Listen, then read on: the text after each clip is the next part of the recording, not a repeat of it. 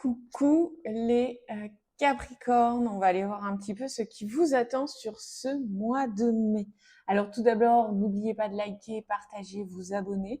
Vous pouvez compléter cette vidéo en allant voir votre ascendant et votre signe lunaire. Et puis si ça vous parle, si vous souhaitez creuser un sujet en particulier, vous m'envoyez guidance directement en message privé ou sur WhatsApp.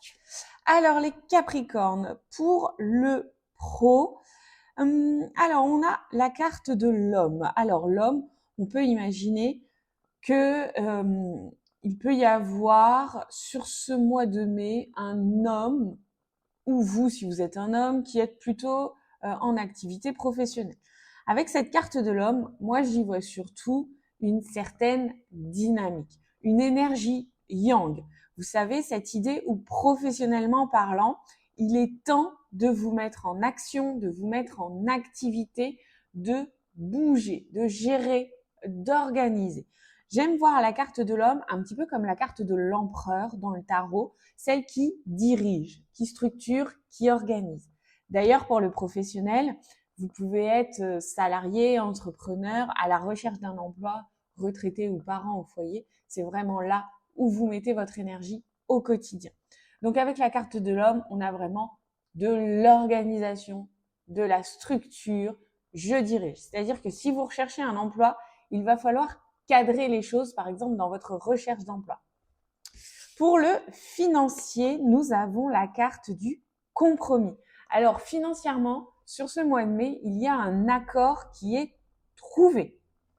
Alors, ça peut être justement suite à une recherche d'emploi, un emploi que vous avez trouvé, vous négociez votre salaire. Ça peut être une négociation aussi salariale, mais dans le poste dans lequel vous êtes, des devis que vous signez, l'achat d'une maison, bref. Imaginez toutes les négociations possibles qui peuvent être financières. Mais ce qui est intéressant, c'est que au-delà de la négociation, un accord est trouvé sur le point financier.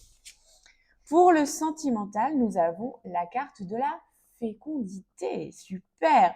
Alors, il peut y avoir effectivement la création, la rencontre d'un amour, une nouvelle relation. On peut aussi très bien imaginer la naissance d'un enfant ou la conception d'un enfant sur ce mois de mai. On sent qu'il y a une belle énergie féconde, maternelle, de créativité aussi sur ce mois de mai. Les Capricornes, vous me mettez en commentaire comment ça vous parle, j'ai hâte de vous lire.